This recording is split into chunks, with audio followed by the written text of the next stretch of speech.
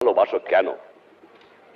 কিন্তু যেই দুঃখী মানুষ দিন ভরে পরিশ্রম করে, তাদের গায়ে কাপড় নাই, যাদের পেটে খাবার নাই, তাদের বাসস্থানে বন্দোবস্ত নাই, লক্ষ লক্ষ বেকার, পাকিস্তানিরা সর্বস্ব লুট করে নিয়ে গেছে, কাগজ ছাড়া আমার কাছে জন্য কিছু রেখে যায় নাই, বিদেশ থেকে ভিক্ষা করে আমাকে আনতে হয়, আর এই চোরের দল আমার দুঃখী মানুষের সর্বনাশ করে এটা লুটতরাজ করে খায়।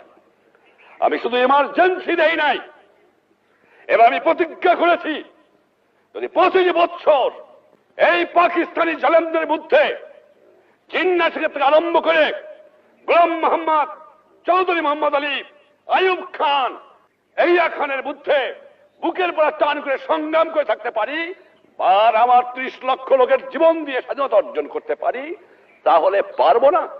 নিশ্চয়ই ইনশাআল্লাহ পারবো। এই বাংলার মাটিতে